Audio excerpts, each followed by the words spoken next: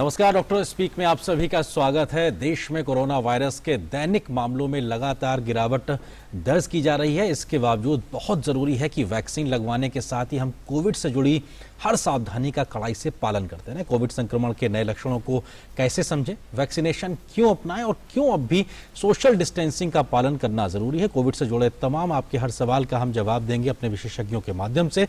हमारी phone line भी खुल चुकी है, इस पे आप फोन कर सकते हैं। दिल्ली का कोड लगाइए 011-233-87031। इसके साथ ही आप हमारे फेसबुक पेज और ट्विटर हैंडल पे भी जुड़ के सवाल पूछ सकते हैं। मैं हूं आपके साथ आरेंद्र, मेरे साथ मौजूद है मेरे सहयोगी Amritpal. Thank you, Arindra. As Arindra said, over the next 1 hour, we'll talk about COVID-related matters. You can call in on the numbers that are being flashed on your screens, and also you can log on to our Facebook page, DD News Live. Go in the comment section, leave your question there as a comment, and we will get our panel of experts to answer that. And joining me today on the show is Dr. Sandeep Mahajan. He's a professor, Department of Nephrology from the All India Institute of Medical Sciences, New Delhi, and also Dr. Geeta Kampani. She is consultant and professor of Department of Medicine at the Safdarjung Hospital and VMC in Delhi.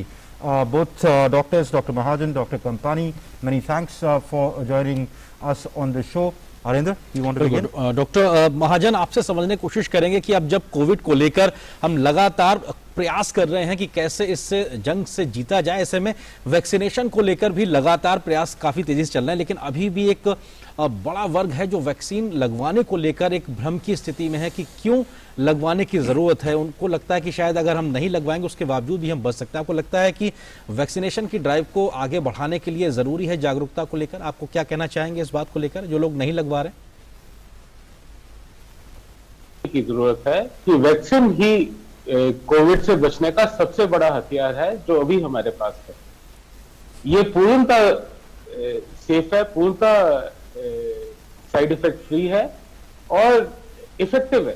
तो आज जो स्थिति है इसमें vaccination ही हमारे पास सबसे बड़ा हथियार है कोविड से लड़ाई जीतने का। और हमें समझना है कि ये हमारी सोशल रिस्पॉन्सिबिलिटी भी है।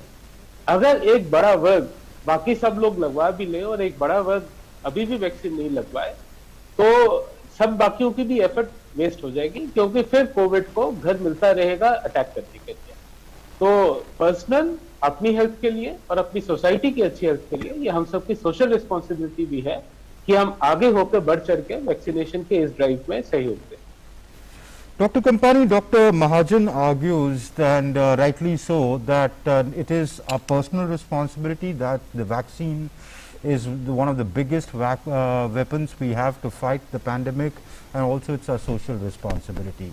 But when you go to people, those who are not interested in the vaccine, they counter you by saying, look, people got vaccinated after the first dose, yet they got infection.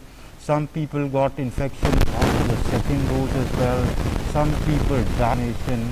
What would you want to answer to those people? Dr. Kampani. 100% protective. Dr. Kampani, please go ahead. The vaccine that we have is not 100% protective. It is not that once you have got vaccinated, you can let your mask down, the COVID appropriate behavior can go, and you are 100% sure that you will not get infected. You can still get infected. The vaccine is protective from 74 to 90%. So there is still a 10% chance, and where you fall in the 74 to 90% spectrum is also varies. So you still have to observe COVID appropriate behavior, and people around you also may not, everyone is not vaccinated. So COVID appropriate behavior is a must, and still there is a chance that you can get infected. So this is a very powerful weapon we have against COVID. So at least the chances of contacting the infection are less, and if you have been vaccinated, the chances that you will get a severe infection, or you will get hospitalized, or you will face death after infection are reduced significantly. So I think everyone should get vaccinated, and there should be no two thoughts about getting vaccinated. So, but at the same time, after getting vaccinated, how long the vaccine is going to protect you with antibodies and how many others are vaccinated against it in your surrounding. So, COVID appropriate behavior has to continue as long as this pandemic is on. Okay. So, Professor Kampani, you make two arguments. You say, one, you agree that the vaccine is not foolproof, 100% foolproof. If you've got the jabs, that does not mean you will not contract the infection. Therefore, you can contract the infection. Therefore, it's important to maintain social distancing, wear the mask, keep following the COVID protocols till we get over this pandemic. The medical fraternity does not know how long it will take, how long will it last. But you say that one, you reduce the possibility or the probability of getting infection. Secondly, if you do, the possibility, the severity of it would be very, very low. Is that what you're saying? Yes. Okay. The infection at all will not be as severe. It will not carry that much of morbidity and will not lead to morbidity and mortality. All right, Dr. Mahajan, how long will the effect of the vaccine last? I get a vaccine, how long am I safe? Well, they are still early days right now, so it's very difficult to say as to how long or for after how much time you would have to revaccinate yourself or get a booster shot of this. As you would understand, there are multiple vaccinations available. Every vaccine would have its different time period for a booster dose. We have an influenza virus vaccine which needs to have a booster dose every year, which needs to be revaccinated every year. So I can only make an estimated guess that it would be either 6 months to 1 year for the vaccine to be effective. It's still early days and very little data is actually available to show that for how long you would have protective antibodies against this virus. But I would just like to emphasize and highlight the argument which we were giving before. It's very important to understand that though vaccine is not 100% foolproof for making you infection free, it is nearly 100% foolproof for keeping you alive. Very few persons who have had complete vaccination would have died because of a COVID illness. So this is one very important take-home message which all of the audiences should need to understand, that taking a vaccine significantly protects you from a COVID-associated mortality. So having a milder COVID infection is should be good enough to give you an initiative to get a vaccine, because it definitely prevents you from dying because of the disease. जी doctor Geeta Kampani, एक दर्शक है हमारे इंदौर मध्य प्रदेश से, Facebook page पे सवाल है उनका। वो जानना चाहते हैं कि जो लोग घर पे ही रह के आइसोलेट रह के इलाज करा रहे हैं और अगर एक लंबे समय तक बुखार नहीं आया है लेकिन कुछ और लक्षण हैं जैसे सर दर्द है, बॉडी एक है, बदन दर्द हो रहा, इस प्रकार के अगर लक्षण बने हुए हैं तो क्या उनको अभी कोरोना हो सकता है या किस तरीके से वो समझें कि अब वो खतरे से बाहर हो चुके हैं? क्योंकि बड़ी संख्या में लोग घर पे ही आइसोलेट रह के ये इलाज करा रहे हैं और ठीक भी हो रहे हैं, उस लिहाज से क्या प्रोटोकॉल क्या कहता है? देखिए, जो होम आइसोलेशन है, जो एसिम्प्टोमेटिक और माइल्ड केसेस, ये एसिम्प्टोमेटिक और माइल्ड केसेस वो हैं जिनको हल्का बुखार हो रहा है या बॉडी एक हो रही है लेकिन ऑक्सीजन सैचुरेशन 94% से ऊपर रह रहा है, तो ये लोग होम आइसोलेशन में से इलाज करा रहे हैं। ये लेकिन 10 दिन तक होम आइसोलेशन किया जाता है, उसके बाद हम दोबारा टेस्टिंग नहीं करते हैं। जो पेशेंट्स जिनका होम आइसोलेशन है, RT-PCR पॉजिटिव है, उनका 10 दिन तक होम आइसोलेशन किया जाता है। उसके बाद रिपीट टेस्टिंग नहीं की जाती है क्योंकि ये RT-PCR जो है कई बार डेड वायरस को भी पिकअप करता है, तो रिपीट टेस्टिंग एडवाइस नहीं की जा रही है।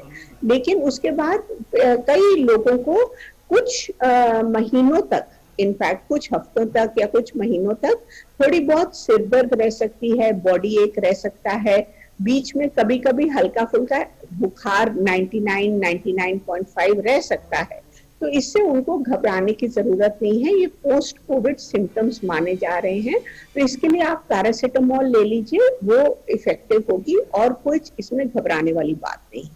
जी, इस बीच एक खास मेहमान भी हमारे साथ जुड़ गए हैं, डॉक्टर वी देव गुरु, जो कि प्रोफेसर डिपार्टमेंट ऑफ कार्डियोथोरेसिस हैं, एम्स दिल्ली से। सर, बहुत बहुत स्वागत है, आप हमारे साथ जुड़ गए हैं। समझना आपसे ये चाहेंगे कि हम बात लगातार इस बात को कर रहे हैं कि एक दर्शकों का सवाल भी आया था कि कैसे होम आइसोलेशन में इस बात को समझा जाए कि खतरे की घंटी की स्थिति क्या होती है। कोई व्यक्ति अगर घर पे रह के इलाज करा रहा है, उसका ऑक्सीजन लेवल ठीक बना हुआ, उसके बावजूद भी अगर उसको संक्रमण अंदर से परेशान कर रहा है और वो बढ़ रहा है, तो कैसे समझे इन सारे सिम्टम्स को और कैसे वो ध्यान रखे कि अब उसको डॉक्टर के पास जाने की जरूरत है या अस्पताल पहुंचना होगा उसे।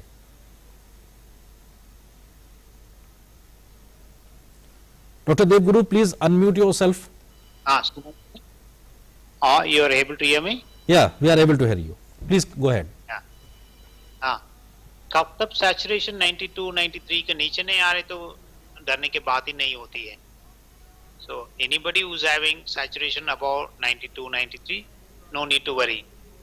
कभी सैचुरेशन कम हो रहे फिर डॉक्टर के पास जाना पड़ता है, नहीं तो ओपिनियन लेना पड़ता है और एडमिशन का जरूरत देखना पड़ता है। Otherwise there is no need to approach the hospital if the saturation is fine. All right, Dr. Sandeep Mahajan, I want to come back to you on what we were talking earlier about the vaccine. A common question people ask is that the vaccine essentially is either the dead virus or a replica of some RNA of some nearby virus, which creates antibodies in my system and helps my body to have those antibodies, so that if the virus ever comes into my system can recognize it and fight it. If I've already contracted COVID and I've recovered from it, my body has antibodies. Why is the government telling me wait for 3 months and then go and get yourself vaccinated? I already have the antibodies. Why do I need the vaccine?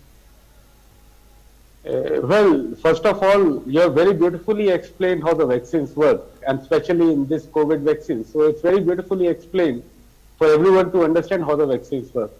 Now, the problem is the antibodies which we have even after a native infection by a COVID illness is usually sufficient for us for 3 to 6 months. So, on an average, you would have protective antibodies post a COVID illness for around 3 months or maybe till 6 months. So that's why the government has come up with a guideline to get a vaccination done at least 3 months after recovery from the COVID illness. So that's the logic behind it. It does not mean that once you have a COVID infection, you won't have a COVID infection again.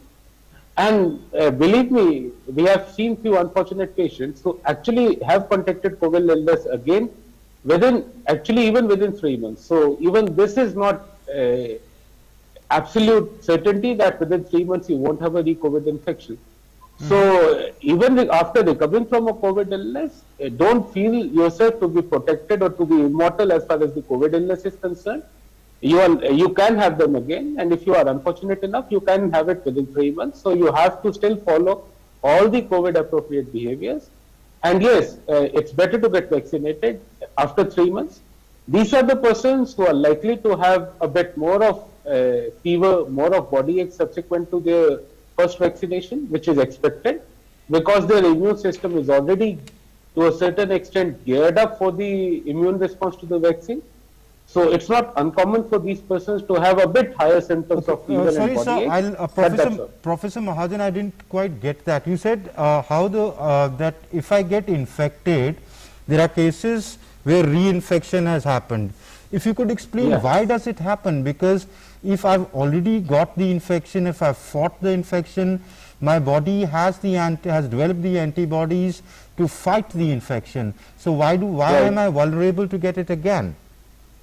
Well, the body's immune response is personalized and depends upon person to person. So, as I said, it's an average that most of the people, the majority of people would have protective antibodies for at least 3 months. But that does not make it 100%. So, your own personal body response or personal immune response might be different from the others. And that's why we find that certain persons actually have protected within 3 months. So, though the cutoff we use is 3 months for a revaccination subsequent to a COVID disease, but as I said, it's a minority, a very few, but yes, you can have.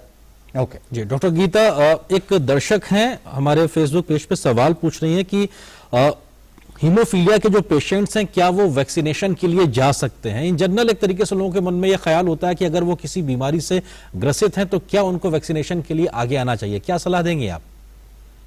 देखिए, haemophilia के जो patients हैं वो vaccinate करा सकते हैं। यही देख लेना है कि उन्हें एक्टिव ब्लीडिंग तो नहीं चल रही है। तो अगर कोई एक्टिव ब्लीडिंग है, इनके फैक्टर लेवल्स कैसे लो हो जाते हैं तब इनको ब्लीडिंग होती है। अदरवाइज जब तक कोई इंजरी नहीं होती इनको ब्लीडिंग नहीं होती है।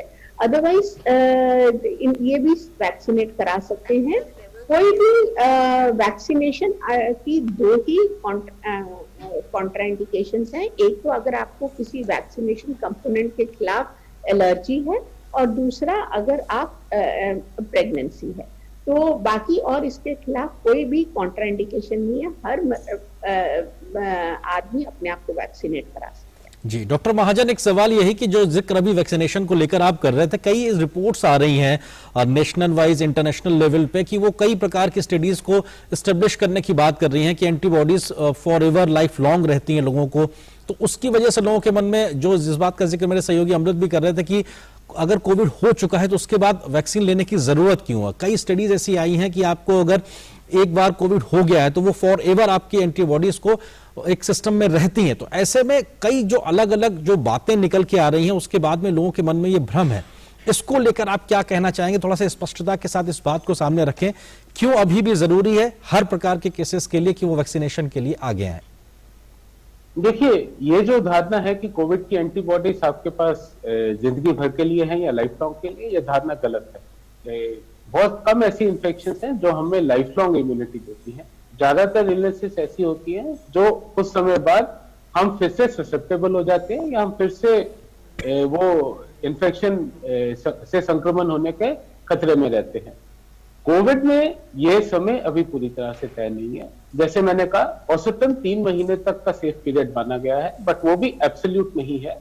जैसे मैंने पहले भी कहा कि इम्यून रिस्पांस हर व्यक्ति का अपने हिसाब से होता है। एक कोई पक्का हिसाब नहीं है कि इस आदमी को अब इतने दिन के लिए एंटीबॉडीज बन जाएंगी।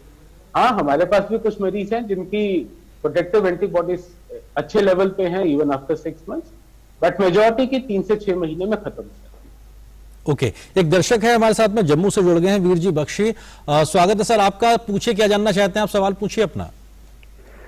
हाँ, हम दोनों मैं और मेरी वाइफ, हम दोनों सीनियर सिटीजन हैं। मेरी एज 65 है, वाइफ की भी 66 है। हमने दोनों ने वैक्सीनेशन करा रखे थे और हमें 26 मई को हमें इन्फेक्शन हो गया। फिर हमने RT-PCR टेस्ट कराया, हमारा पॉजिटिव निकला वो, और आज हमारा 11वां दिन है। और उस दिन से आज तक हमारा कोई फीवर नहीं है, मतलब फीवर 97-98 के बीच में रहा। एंड आज सुबह हमने चेक किया 96-97 था दोनों का जी। और हमारा जो ऑक्सीजन लेवल था वो भी 98, 96, 99 तक रहता था और पल्स भी नॉर्मल था। लेकिन मैं तो बिल्कुल ठीक हूँ, मुझे कोई न खांसी है, न कुछ है, न बुखार है, कुछ है। वाइफ का भी कुछ नहीं, लेकिन उनका ऑक्सीजन लेवल आज सुबह 92 आया जी। फिर मैंने उनको प्रोन शेप में सुला के फिर मैंने उसको ऑक्सीजन लेवल चेक किया तो फिर वो थोड़ा नॉर्मल आया, फिर वो 97 आया।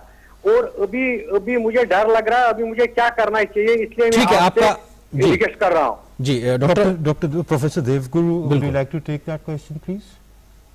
या अभी तो आप दोनों वैक्सीनेशन हो गया, सो चांसेस सीरियस इन्फेक्शन होने के लिए चांसेस बिल्कुल ना का बराबर है, और हॉस्पिटलाइजेशन करने के लिए भी ना का बराबर है। बट सिंस 92 आया, मे भी हो सकते वो एक सिंगल वैल्यू ऐसे आया प्रोन पोजीशन पर 97 आ गया, तो आप वैसे प्रोन पोजीशन कंटिन्यू कर सकते बीच बीच में। आप कब तक 92, 93 के नीचे आ रहे तो चिंता नहीं करना। और प्लस वैक्सीनेशन बहुत प्रोटेक्शन देता है, सीरियस इन्फेक्शन से बहुत प्रोटेक्शन देता है। दोनों vaccine, specially if you have taken both the doses, you are nearly fully protected from serious infection. Professor Devguru, if I could ask, and ask in Hindi for the benefit of Mr. Bakshi who's called in, कि इनको आपने कहा कि दोनों vaccine लग गया है तो सिवियरिटी का चांस कम है, तो इनको ज्यादा वो नहीं है। बाकी जो इन्होंने पैरामीटर्स आपकी सैचुरेशन और कोई सिम्टम्स नहीं है, वो बहुत अच्छी बात बताई है कि कोई इतनी घबराने वाली बात नहीं है। इनको अलार्म बेल्स कब रिंग करनी चाहिए, कब इनको लगना चाहिए कि हाँ अब वक्त आ गया है हॉस्पिटल जाने का या डॉक्टर के को मिलने का या डॉक्टर को कांटेक्ट करने का?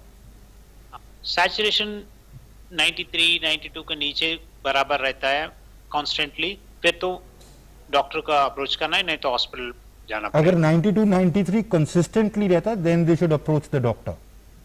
Yes yes. Okay doctor Geeta, एक जनरल एक तरीके से देखने को मिल रहा है कि पोस्ट कोविड भी अपने आप में बहुत से ऐसे कॉम्प्लिकेशंस हो रहे हैं, लोगों को कई बार समझ में नहीं आ रहे हैं और कई बार बहुत ज्यादा क्रिटिकल सिचुएशंस भी हो जा रही है। क्या वो स्थितियां हैं जब लोग रिकवर होने के बाद में अपने आप को एक मॉनिटर करते रहें? किन चीजों पे सबसे ज्यादा ध्यान दिए रहने की जरूरत है? क्या वो ब्लड प्रेशर है, क्या वो शुगर के पेशेंट्स हैं तो उसकी मॉनिटरिंग है, या ऑक्सीजन लेवल है, या क्या ऐसी चीजें हैं जिसको वो लगातार मॉनिटर करते रहें ताकि पोस्ट कोविड होने वाले कॉम्प्लिकेशंस के साथ में बचा जा सके? डॉक्टर गीता। देखिए, ऐसा है, पोस्ट कोविड अगर आपको स्टेरॉइड्स मिले हुए हैं और आपको अगर शुगर की बीमारी है तो आप जो खासकर शुगर के मरीज हैं या ब्लड प्रेशर के मरीज हैं या दिल के मरीज हैं, अगर उनको स्टेरॉइड्स मिले गए हैं तो उसके बाद उनका ब्लड प्रेशर ज्यादा हो सकता है या उनके शुगर लेवल्स फ्लक्चुएट कर सकते हैं, बढ़ सकते हैं, फ्लक्चुएट कर सकते हैं। तो उनको अपने शुगर लेवल्स मॉनिटर करने की जरूरत है और इसके लिए उनको एक विशेषज्ञ को भी कंसल्ट करने की जरूरत है।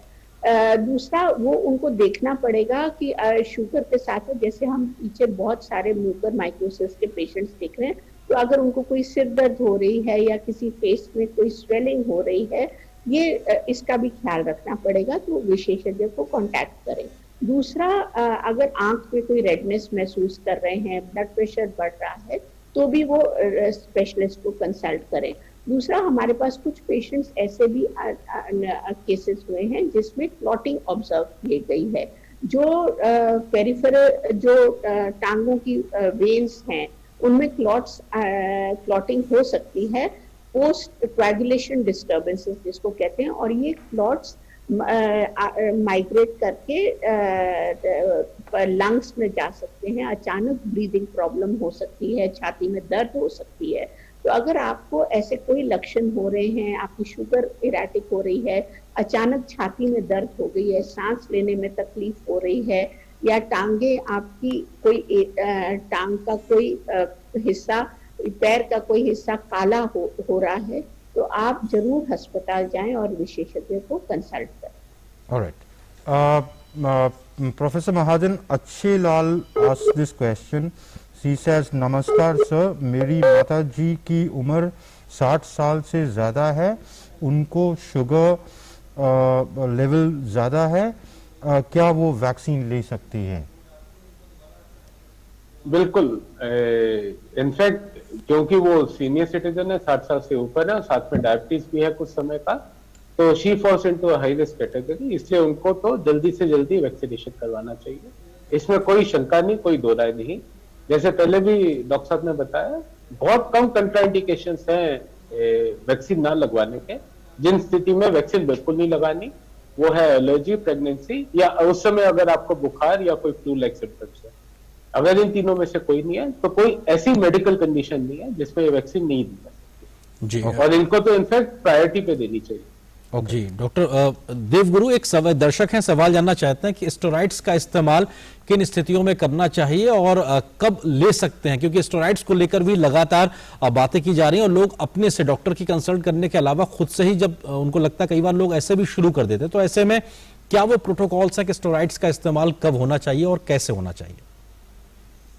पहले चीज, स्टेरॉइड फर्स्ट 7 to 8 डेज में नहीं लेना चाहिए। पहले उस टाइम तो वायरस बढ़ता है, सो 7 दिन तक जरूरत ही नहीं पड़ती है, 7 से 10 दिन तक। फिर भी स्टेरॉइड किसको चाहिए? फर्स्ट सैचुरेशन कम होना चाहिए, उसके बाद टेस्ट करके देखना पड़ता है, आइदर एक्सरे और सीटी स्कैन, देन उसके बाद डिसाइड करेंगे, और ब्लड टेस्ट करके फिर देन स्टेरॉइड शुरू करना है। वो सिर्फ डॉक्टर प्रिस्क्राइब करने के बाद ही शुरू करना है, बिल्कुल नहीं करना है अपने आप। Okay, exactly. If I can expand on that, You know, a lot of people are taking self medication. जैसे ये आशीष सक्सेना जी ने सवाल पूछा है कि ये स्टेरॉइड कब शुरू करना चाहिए।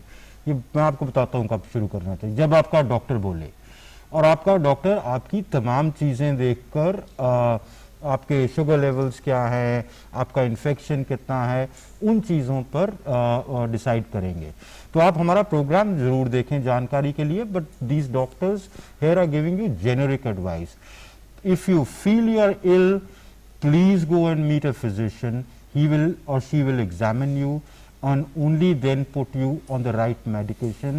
Do not self-medicate and do not follow those medication lists that keep roaming around in WhatsApp messages, because they can do you more harm than good. So ये जेनरिक जानकारी के लिए ये प्रोग्राम जरूर देखें। हमारे पैनल ऑफ एक्सपर्ट्स आपकी generic information दूर करते हैं, पर अगर आप बीमार होते हैं तो कृपया अपने फिजिशियन के पास जाइए। बिल्कुल डॉक्टर गीता, एक जनरल से एक क्यूरीज निकल के आ रही है लोगों के मन में, ये है कि जब कोविड से ठीक होने के बाद में उनके सारे पैरामीटर्स ठीक हो जाते हैं, फीवर वगैरह भी नहीं होता है, लेकिन उसके कुछ दिनों के अंतराल के बाद में उनको कुछ सिम्टम्स, फीवरिश होना या किसी प्रकार की दिक्कत होना फिर से शुरू होता है। तो क्या इसको कोविड से जोड़ के देखा जाए, या ये अपने आप में जो भी उनको दिक्कत हो रही है वो एक अपने आप में अलग है? उसको लेकर इन जनरल क्या प्रोटोकॉल है, क्या आप सलाह देना चाहेंगे डॉक्टर गीता?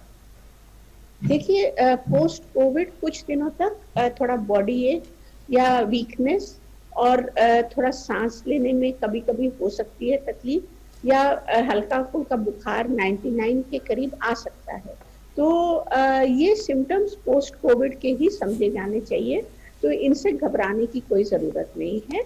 एंड इसको री इन्फेक्शन नहीं माना जाना चाहिए। इसके लिए आप, मैं ऑलरेडी बता चुकी हूँ, पैरासीटामोल की गोली ले लीजिए, ये कुछ दिनों में ठीक हो जाएगा। Okay, Professor Devguru, Ashish Saxena has another question on our Facebook page.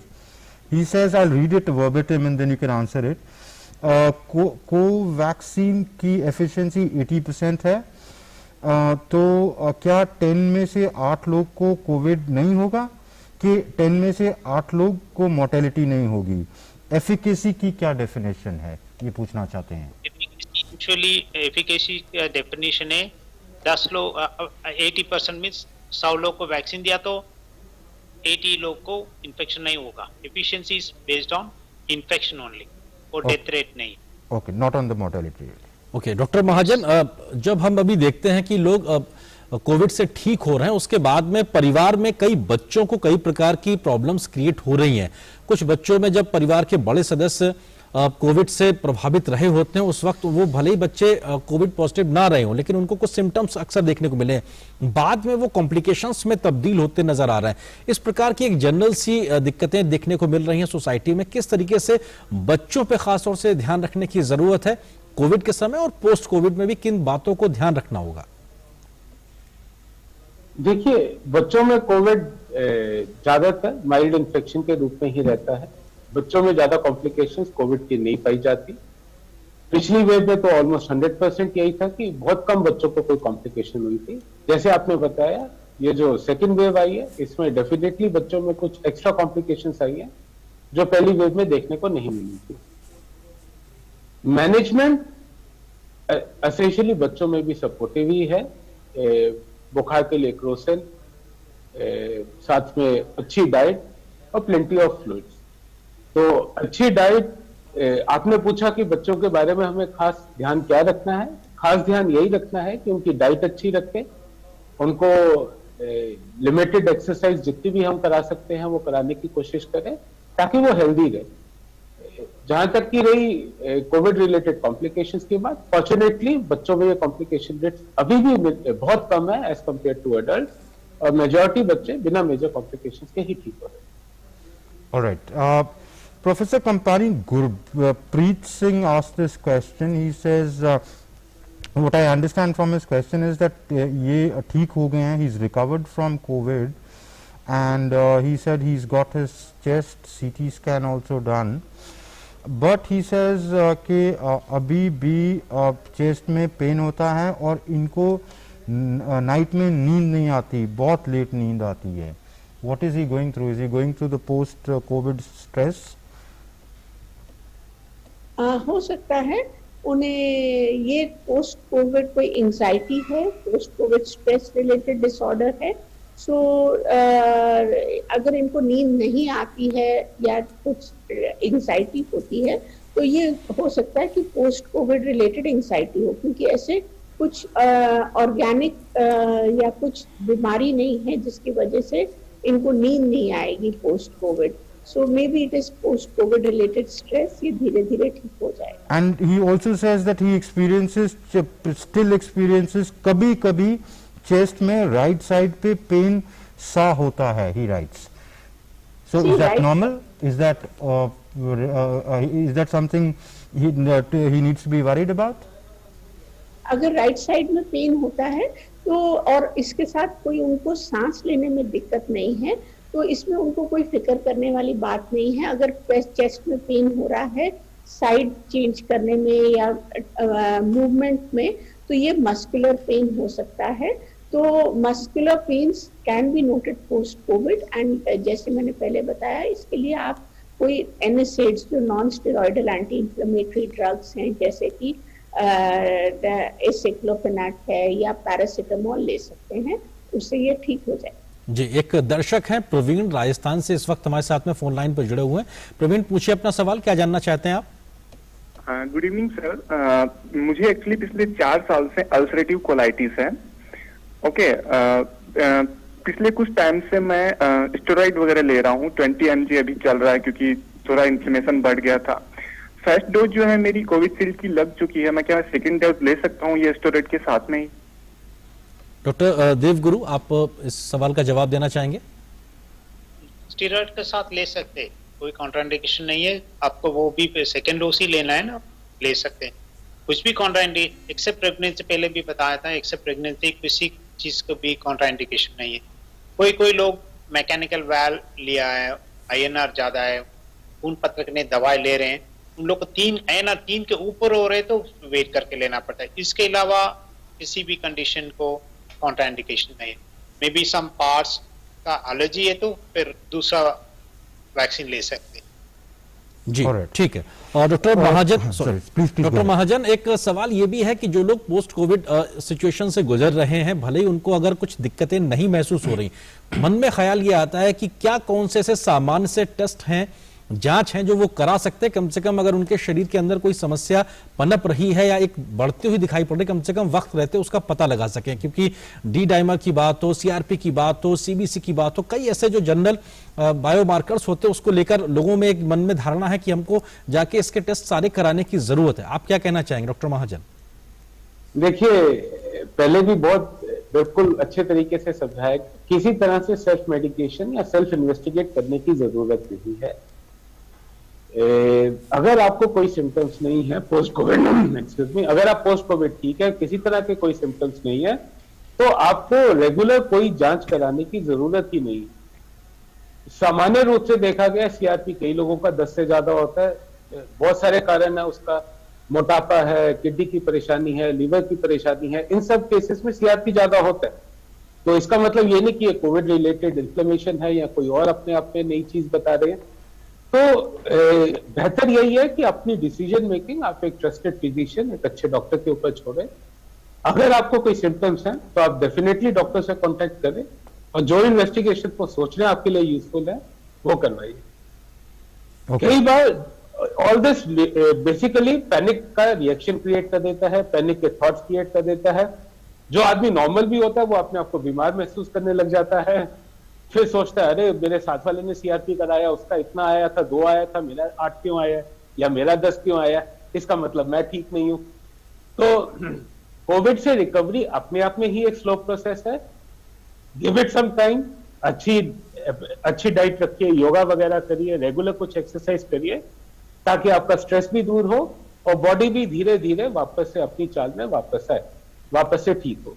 Ji, unnecessary stress, specially अगर आपको कोई सिम्टम्स नहीं है तो कोई जरूरत नहीं कराने। Okay, professor company, ma'am, Seema Gurjar has this question, she said, and if you could please answer in Hindi because she is asked in Hindi. ये कह रही हैं कि मैं सीमा गुर्जर हूँ, उदयपुर से, 50 वर्ष की हूँ, मुझे टेटनस का इंजेक्शन से रिएक्शन हो गया था 20 साल पहले और मैं बेहोश हो गई थी तब, तो क्या मैं वैक्सीन लगवा सकती हूँ? देखिए, अगर उनको टेटनस से इंजेक्शन हुआ था 20 साल पहले, तो ये किस तरह का रिएक्शन था इसको जानना थोड़ा जरूरी है। अगर इनको कोई एनाफाइलैक्सिस हुआ था, बेहोश हो गई थी, तो इनको थोड़ा सतर्क रहना पड़ेगा। और मैं ये इनको राय दूंगी कि ये हॉस्पिटल, जो बड़े अस्पताल जैसे हमारा सफदरजंग अस्पताल है या दिल्ली में LNJP या ऐसे बड़े अस्पताल हैं, यहीं पे जाएं और डॉक्टर को जरूर बताएं कि ऐसा रिएक्शन हुआ है, क्योंकि यहाँ पे हमारे पास हम वैक्सीनेशन लगाने के बाद आधा घंटा पेशेंट को ऑब्जर्व करते हैं और हमारे पास पूरी फैसिलिटीज हैं कि अगर कोई या इंतजाम है कि अगर कोई भी रिएक्शन हो पेशेंट को उसका हम इमीडिएट समाधान कर सके या इमरजेंसी टैकल कर सके। तो किसी बड़े अस्पताल में जाके ही और डॉक्टर को बता के उनकी राय लेके ही वैक्सीनेशन कराएं, क्योंकि अगर इनको किसी एलर्जी है प्रोटीन का, किसी प्रोटीन जो यूज हो रही है vaccination as an adjuvant use होती है, तो इनको फिर नहीं लगवाना चाहिए वैक्सीन। तो बड़े केंद्र में जाके ही डॉक्टर की राय से लगाएं। जी डॉक्टर देवगुरु, एक दर्शक है वो जानना चाहते हैं कि वैक्सीनेशन से जाने से पहले क्या उनको एंटीबॉडी टेस्ट कराने की जरूरत है, ताकि उनको पता लग जाए कि ऑलरेडी उनके अंदर एंटीबॉडी अगर इस स्तर की है तो क्या फिर वो अपना वैक्सीनेशन का टाइम डिले कर सकें, उसको पोस्टपोन कर सकें। इसका प्रोटोकॉल क्या है? लोगों के मन में कई प्रकार की धारणाएं हैं कि उनको एंटीबॉडी टेस्ट कराना ही चाहिए वैक्सीनेशन से पहले। बिल्कुल नहीं चाहिए, एंटीबॉडी टेस्ट करने के लिए बिल्कुल नहीं चाहिए। वैसे भी आपको एक बार कोरोना हो गया, एंटीबॉडीज है तो भी जरूर वैक्सीनेशन लेने में बूस्टर जैसे काम करेगा, आपका एंटीबॉडीज बढ़ेगा वो। सो बिल्कुल देयर इज नो, गवर्नमेंट भी एडवाइस करती है एंटीबॉडी टेस्ट करने की जरूरत नहीं before getting vaccination. Okay.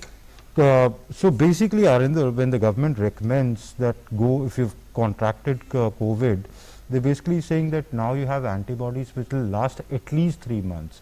So you can delay your vaccination by 3 months. And as Professor Devguru said, the vaccination will act as a booster because you will have some antibodies in your system. But if you've contracted COVID, you don't know, you were asymptomatic, you already have, there is no way you can detect it, and there is no need to go in for that. You should just go get yourself vaccinated. Okay, right. Yeah. Doctor Geeta ji, एक सवाल ये भी है कि किस तरीके से जो एसिम्प्टोमेटिक मरीज रहे हैं उनको ये पता ही नहीं था कि वो इस समस्या से बीमार हुए या नहीं हुए, और एक प्रोटोकॉल इस बारे में कहा जा रहा है कि अगर आप बीमार हुए हैं तो आप 3 महीने के बाद में खुद को वैक्सीनेशन के लिए आगे ले जा सकते हैं। ऐसे में ऐसे लोग जो एसिम्प्टोमेटिक हों या रहे हों, वो कैसे जाने कि उनका अभी कराना है वैक्सीन, उनको लगवानी है, या 3 महीने का वो जानकारी उन्हें कैसे पता लग पाएगी? डॉक्टर गीता। देखिए, जो एसिम्प्टोमेटिक रहे हैं उनको एक कोविड पॉजिटिव रिपोर्ट आई होगी कि इंडिकेटिंग कि उनको इन्फेक्शन हुआ है। तो या तो आप 2 चीजें होती हैं, या तो जिस दिन से आपको सिम्टम आए, और अगर आप एसिम्प्टोमेटिक हैं तो अगर आपको जिस दिन आपकी कोविड पॉजिटिव रिपोर्ट आई है तो उस रिपोर्ट से आप 12 हफ्ते या 3 महीने ले लीजिए, उसके बाद आप वैक्सीनेट करा सकते हैं। क्योंकि ये पीरियड इस हिसाब से रखा गया है सोचकर कि इतनी देर एंटीबॉडीज रहती हैं और आपको वैक्सीनेट कराने की जरूरत नहीं है। जो इन्फेक्शन की होने की वजह से नेचुरल शरीर में एंटीबॉडीज हुई हैं, वो आपको उतनी देर के लिए प्रोटेक्ट करें। और एक ये एंग्जाइटी जो, क्योंकि आपने बड़ा अच्छा सवाल पूछा हरेंद्र, लोगों में इसीलिए है कि उनको लग रहा है कि अगर जी मेरे अंदर एंटीबॉडीज होंगी फिर मैं वैक्सीन लगा लूंगा, क्या मेरी बॉडी में क्या रिएक्शन हो जाएगा? कुछ नहीं होगा, आप कहीं नहीं जा रहे, वो एंटीबॉडीज हैं, चले आप वैक्सीन लगा लें, वो बूस्टर कर लेगी। गवर्नमेंट आपको 3 महीने सिर्फ इसलिए कह रही है कि आप अपना उसका जो लॉन्जिविटी है वो इंक्रीज कर सकते हैं। मान लीजिए वैक्सीन 1 साल तक मुझे सेफ रखती है, हालांकि उस पर भी मेडिकल फ्रेटर्निटी पे अभी क्लैरिटी नहीं है, क्योंकि अर्ली डेज है। जैसे प्रोफेसर महाजन ने कहा, जैसे जैसे और डेटा आएगा, लोग कैसे रिएक्ट करेंगे वैक्सीन को, मेडिकल फ्रेटर्निटी को, उनकी रिसर्च सॉलिड होगी, उनको पता लगेगा।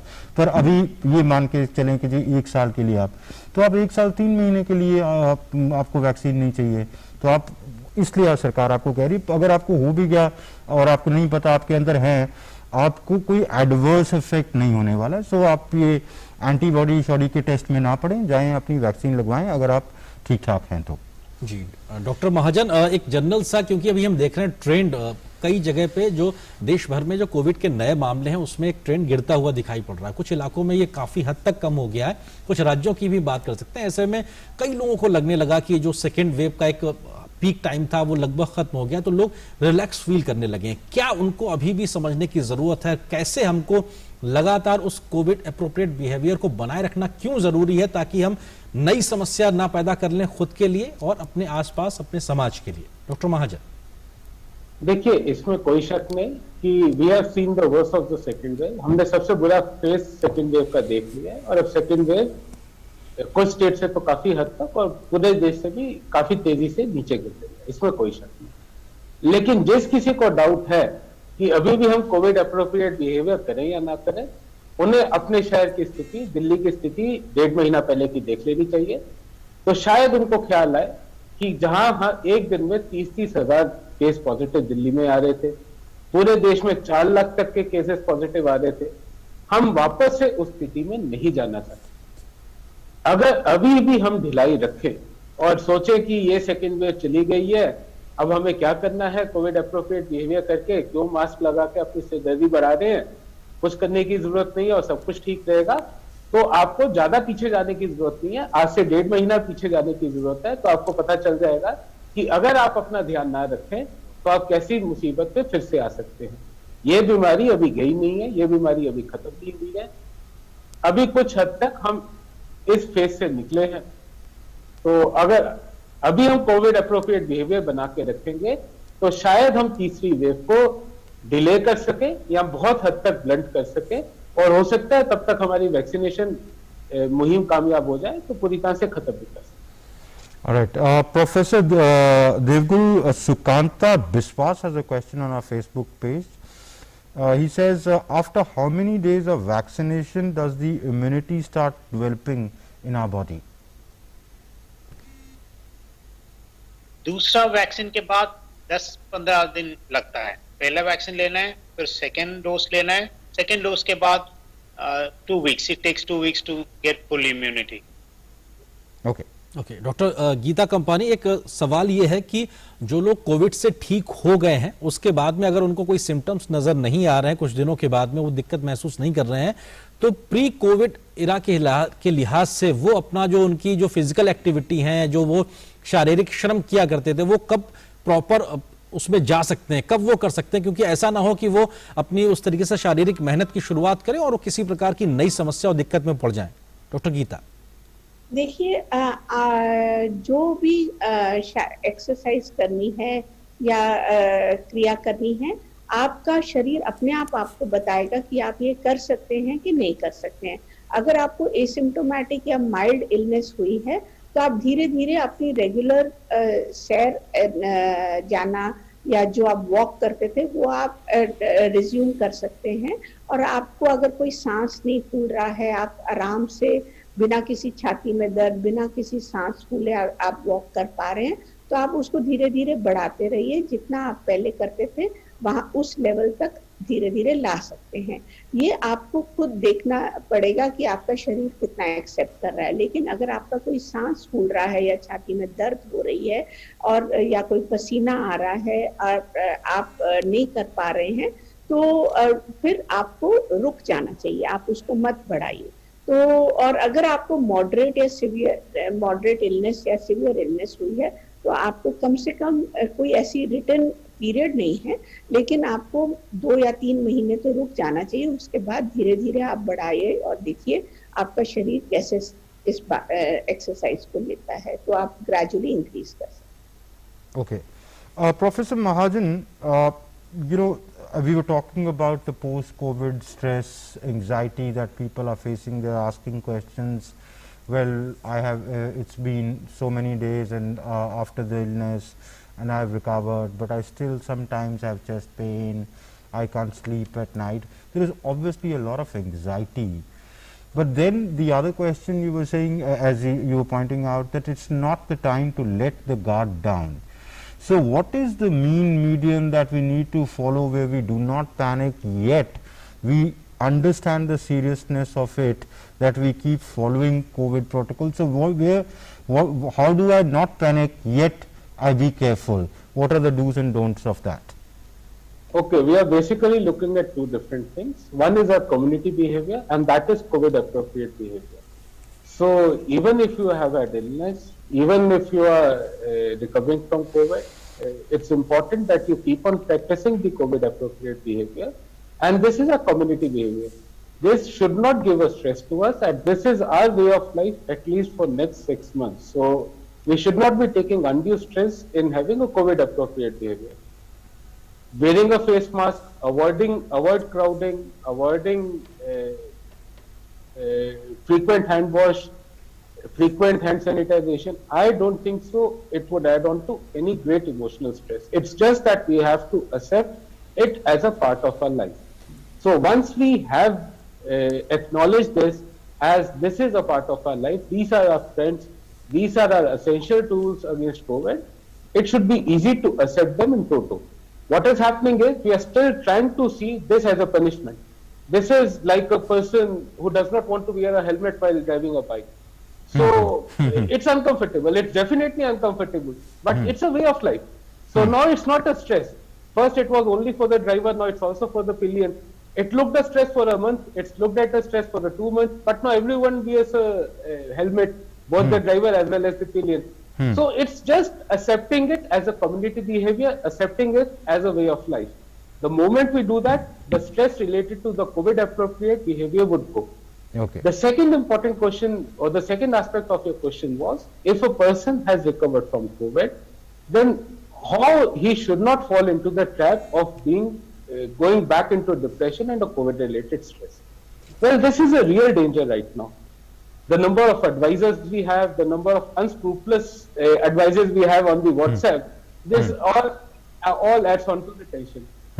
So what we need to do is, as I said, if we are asymptomatic, and as Dr. Geeta very rightly said, we should test ourselves each day at a time. If we are feeling well, yes, we should definitely stretch a bit more and see if we can go back to yoga, if we go back to breathing exercises without a problem. So every day we should start with a new step forward, that this is what I need to do. Keep yourself mentally occupied, do your work at home. There is no contraindication to do work from home. You should be, in fact, gainfully employed the moment you recover from COVID. You should be doing work from home easily. So this would not only keep your mind focused, this would also improve your physical strength and recovery. Another important thing, as I in a previous question highlighted, don't go for unnecessary tests. This, unfortunately, I would have to say, this has become an epidemic right now, that people by themselves are getting repeated and repeated tests again. I know of people who would be getting their test every alternate day and then comparing the report from the previous one. So this is absolutely foolhardy. This would make you more stressful. Even if you are recovering, you mentally would feel depressed, you would mentally feel low, and you won't be recovering that fast. So just have a good physical exercise which you can tolerate, have positive thoughts, get gainfully employed, eat well, drink well, and keep yourself well hydrated. I think so that's the best way to do away with post-COVID stress. जी doctor Geeta, एक दर्शक हैं, वो जानना चाहते हैं कि post Covid जो समस्याएं हो रही हैं, क्या उनमें साइकोलॉजिकल मनोवैज्ञानिक दिक्कतें भी आ रही हैं, लोग उससे भी परेशान हो रहे हैं? इन जनरल अभी तक क्या इस बारे में जानकारी निकल के आई है, डॉक्टर गीता? हाँ बिल्कुल, पोस्ट कोविड बहुत एंजाइटी और स्ट्रेस रिलेटेड डिसऑर्डर्स हो रहे हैं. ये स्ट्रेस रिलेटेड डिसऑर्डर्स आपकी हेल्थ को लेके हो रहे हैं कि इसके बाद क्या मुझे दोबारा इन्फेक्शन हो सकती है, क्या मैं पूरी तरह ठीक हो जाऊंगा कि नहीं, क्या मुझे जो लंग में प्रॉब्लम हुई है वो उसके बाद मुझे दोबारा इन्फेक्शन हो सकती है. तो बहुत सारे स्ट्रेस और एंजाइटी रिलेटेड डिसऑर्डर्स हो रहे हैं, जिसके लिए अगर वो नहीं काबू में आ रहे तो आपको विशेषज्ञों को मिलना चाहिए। तो ये तो बहुत नोट किया जा रहा है। जी डॉक्टर देव गुरु, एक सवाल यही इसी से जुड़ा हुआ आपसे कि बच्चों में भी, जो छोटे बच्चे हैं वो भी इस पूरी पेंडेमिक से बहुत डरे हुए महसूस करते हैं। वो देखते हैं कि घर में आसपास में किस प्रकार से लोग एक बहुत बड़ी कीमत चुका रहे हैं, कई लोगों की जान भी गई है, कई लोग बहुत ज्यादा बीमार भी हुए हैं। तो बच्चों में इस पूरी बीमारी को लेकर जो एक डर बना हुआ है, उससे कैसे वो अपने आप को ओवरकम कर सके, क्या एक सलाह और राय देना चाहेंगे डॉक्टर देव गुरु? अभी तो फिलहाल ज्यादा ही है, अभी बिकॉज स्कूल छुट्टी भी है, स्कूल का काम भी नहीं है उन लोग को, ये तो सच है। बट उन लोग प्ले में, गेम्स में इन्वॉल्व हो जाएंगे तो अपने आप सब ठीक हो जाएगा। और प्लस अभी तो कोविड का प्रॉब्लम भी अपने आप कम हो रहे, शायद स्कूल भी शुरू हो जाएगा, सब ठीक हो जाएगा। जी डॉक्टर महाजन, यही सवाल मैं आप तक लेके आना चाहता हूं कि बच्चे अपने आप को कैसे ओवरकम करें इस जो एक मेंटल ब्लॉकेज सा हो गया कहीं ना कहीं, कि डर बैठ गया है मन में कि आखिर कोविड से हम कैसे अपने आप को बाहर निकालें। डॉक्टर महाजन देखिए, ये आपका क्वेश्चन बहुत इंपॉर्टेंट और बहुत वैलिड है। शायद हम लोग रियलाइज नहीं कर रहे कि इस पूरे पैंडेमिक की सबसे ज्यादा सजा या सबसे ज्यादा कीमत बच्चों को ही चुकानी पड़ रही है। उन्हीं के स्कूल बंद हुए, उन्हीं का दोस्तों से मिलना जुलना बंद हुआ है, उन्हीं का खेलना बंद हुआ है। तो सबसे ज्यादा कीमत बच्चों को ही चुकानी पड़ रही है ये, और साथ में घर में बीमारी से रिलेटेड डर और स्ट्रेस। तो बच्चों के ऊपर ओवरऑल काफी नेगेटिव इम्पैक्ट पड़ा है इस बीमारी का। इससे आजकल जैसे हम अपना वर्क फ्रॉम होम में मल्टीपल, जैसे अभी हम बैठ के जूम मीटिंग कर रहे हैं, मेरे ख्याल से बच्चों को भी अपने छोटे ग्रुप्स बना के आपस में इंटरेक्शन करते रहना चाहिए।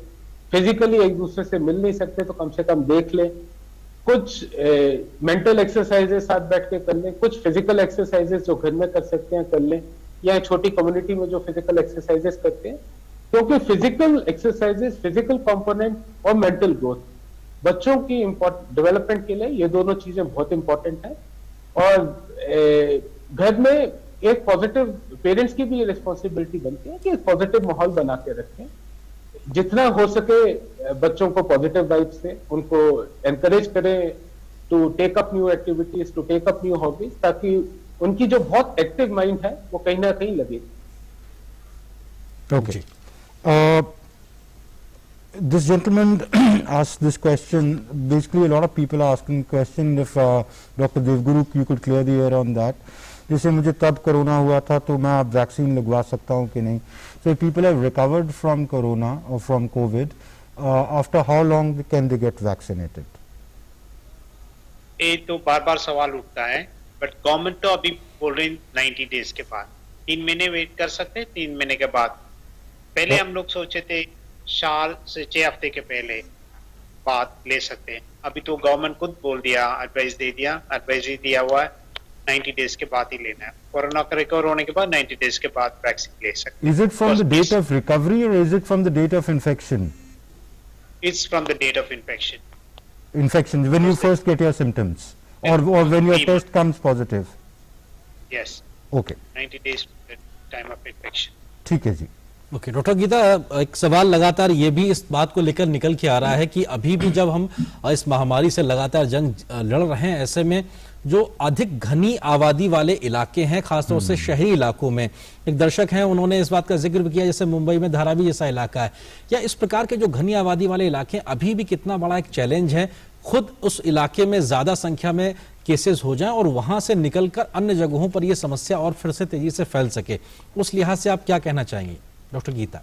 ये बहुत बड़ा चैलेंज है, खासकर जो हेवीली पॉपुलेटेड एरियाज हैं उनको जितनी देर ये पैंडेमिक चल रही है उनको कोविड एप्रोप्रिएट बिहेवियर इस्तेमाल करने की बहुत जरूरत है। और जैसे कि म्यूटेंट स्ट्रेन्स भी आ रहे हैं जो रैपिडली जो एक से दूसरे आदमी तक ट्रांसमिट हो रहे हैं, तो जो ऐसे आबादी वाले जगह हैं जैसे धारावी है वहाँ पे लोगों को एजुकेट करना और उन्हें कोविड एप्रोप्रिएट मास्क का इस्तेमाल करना और बहुत जगह ये देखा जाता है मास्क तो डाला हुआ है लेकिन नाक के ऊपर नहीं है, वो मास्क आपकी चिन के ऊपर है। तो मास्क जब आप डालें तो ठीक तरह डालिए, वो आपके नाक और मुंह के एरिया को पूरा कवर करना चाहिए। तो ये लोगों को एजुकेट करना और सोशल डिस्टेंस मेंटेन करना और हाथ लगातार बार बार, खासकर जब आप बाहर से वापस आते हैं, किसी चीज को छू कर आते हैं, तो बार बार हाथ धोना और हाथ कम से कम 30 सेकंड के लिए साबुन के साथ धोना है। ये लोगों को इस बताना बहुत जरूरी है ऐसे एरियाज में। जी, फिलहाल वक्त इतनी ही इजाजत दे रहा है। आप तीनों मेहमानों का बहुत शुक्रिया, डॉक्टर देवगुरु आपका, डॉक्टर संदीप महाजन आपका, डॉक्टर गीता कंपानी आपका बहुत बहुत शुक्रिया इस विषय पे विस्तार से बात रखने के लिए और दर्शकों के सवालों का जवाब देने के लिए। तो निश्चित तौर से हम अभी भी कोविड की इस जंग से बाहर नहीं निकले। हम लगातार इस बात की अपील करते रहते हैं कि सोशल डिस्टेंसिंग मेंटेन करने की बात हो, हाथों की साफ सफाई रखने की बात हो या फिर मास्क पहनने की जरूरत है। ये तमाम ऐसी चीजें हैं, ये हमारे हथियार हैं अभी भी इस लड़ाई से अपने आप में आगे बढ़ने के लिए। और सबसे महत्वपूर्ण, अगर आप वैक्सीन लगवाने के आपकी उम्र हो गई है तो निश्चित तौर से वैक्सीन जरूर लगवाइए, क्योंकि ये वो हथियार है जो हमारे इस पूरी लड़ाई में सबसे बड़ा कारगर हथियार बन के साबित हुआ है। अमृत, So follow what Arinder has told you and don't worry too much. Stay safe. Namaskar. नमस्कार।